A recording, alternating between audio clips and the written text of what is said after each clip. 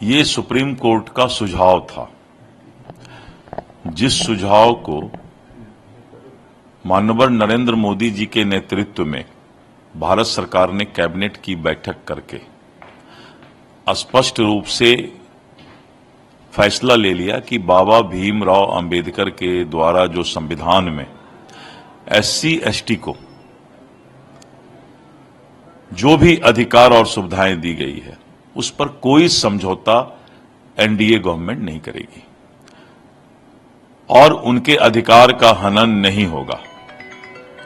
उसके बाद भी कुछ लोग अगर इस तरह का आंदोलन कर रहे हैं तो ये अपनी अपनी राजनीतिक दुकानदारी चलाने के लिए करते हैं, जबकि एससी एसटी का सबसे बड़ा अगर कोई हितैषी है, उसकी चिंता करने वाले हैं तो वो नरेंद्र मोदी जी हैं और एनडीए की सरकार है।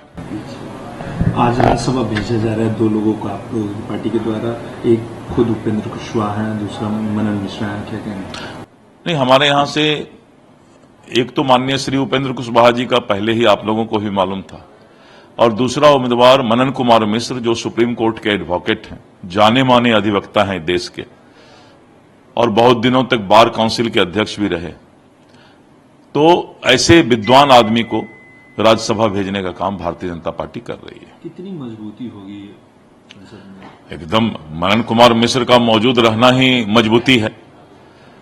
मनन कुमार मिश्र अपने आप में एक बहुत ही तेज तर्रार अधिवक्ता माने जाते हैं, इसलिए भारतीय जनता पार्टी ने एक सही व्यक्ति का चयन करके राज्यसभा के फोरम पर सही आवाज उठाने के लिए एक इंसान को भेजा है। बिहार में डबल इंजन की सरकार है। नेता प्रतिपक्ष तेजस्वी यादव ने फिर से लॉ एंड ऑर्डर को लेकर सवाल उठाया। जिस तरीके से कल हाजीपुर में घटना हुई, वार्ड पार्षद को हत्या कर दी जाती, उसको लेकर देखिए, माननीय नीतीश कुमार जी के नेतृत्व में बिहार सरकार अपराध पर जीरो टॉलरेंस, पहला तो अपराध घटे ही नहीं, और अगर कहीं अपराध होता है तो आपने अभी देखा कि मुजफ्फरपुर की घटना घटी तो किस तरह से सरकार ने एक्शन लिया, और इस तरह सरकार किसी भी अपराधी को नहीं बख्शेगी। पहले तो अपराध नहीं हो, और अगर किसी कारण से अपराध होता है तो वो अपराधी किसी भी सूरत में बचेगा नहीं। ये नीतीश कुमार जी के नेतृत्व में एनडीए सरकार का वादा है। लेकिन तेजस्वी यादव लगातार सवाल उठा रहे हैं लॉ एंड ऑर्डर को लेकर, कह रहे हैं कि बिहार में डबल इंजन की सरकार है, 2-2 डिप्टी सीएम है, फिर भी अपराध घट नहीं रहा है। ये सरकार बस कहने की सरकार है। देखिए, उनको इतिहास पढ़ना चाहिए, उनको एक बार डाटा निकालना चाहिए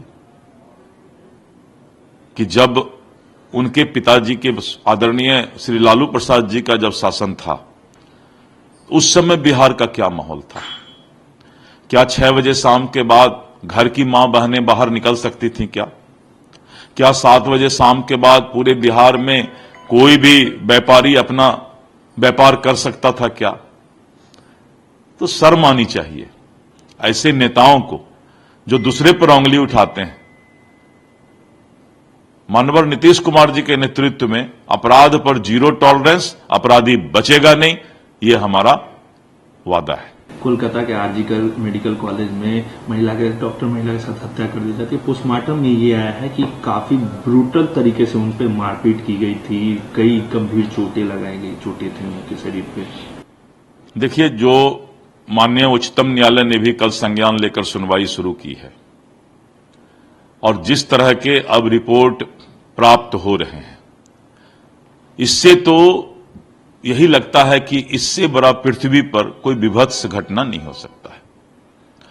और मुझे लगता है कि जो हमारे उच्चतम न्यायालय है और सीबीआई जो जांच कर रही है, इसके तह तक जाएगी, और जो घटना घटी है वो देश को शर्मसार करता है, इसमें कोई शक नहीं है। पीड़ित के माता पिता का कहना है सर कि छेड़छाड़ हो सकती है सबूतों के साथ। न्यायालय पे भरोसा है, लेकिन सबूतों के साथ छेड़छाड़। देखिए, ये ममता बनर्जी की सरकार जिस तरह से जांच और एफआईआर की शुरुआत की, आज उच्चतम न्यायालय में ममता बनर्जी की सरकार बेनकाब हो रही है कि उसने अपराधी को बचाने का प्रयास किया था। ये तो प्रथम दृष्टया में आ गया। और ममता बनर्जी को तुरंत जो है इस्तीफा देना चाहिए। थोड़ा भी अगर शर्म हया रह गया है तो ममता बनर्जी को इस्तीफा देना चाहिए। प्रधानमंत्री विदेश दौरे पे हैं, यूरोप, पोलैंड और यूक्रेन के दौरे पर हैं। 45 वर्षों में दूसरी बार ऐसा प्रधानमंत्री हो जो यूक्रेन और पोलैंड के दौरे पर रहे हैं। क्या देखिए, हम देश के जो संबंध होते हैं बहुत सारे देश के अंदर, उस डिप्लोमेसी पर विश्वास करते हैं। सभी देशों को साथ लेकर चलना प्रधानमंत्री नरेंद्र मोदी जी के नेतृत्व में, और ये डिप्लोमेसी हमारा है। दो तरह के शासन है पूरे दुनिया में, एक है विस्तारीकरण और दूसरा है रिश्ता। तो हम लोग रिश्ता पर विश्वास करते हैं, लेकिन कुछ विकसित देश हैं जो अपने देश के विस्तारीकरण, दूसरे को हड़पना, दूसरे के जमीन को हड़पना, दूसरे के शासन को, स्थिर सरकार को जो है डिस्टर्ब करना, बहुत से ऐसे कंट्री का काम होता है। लेकिन हम पूरे दुनिया में शांति का संदेश देना चाहते हैं।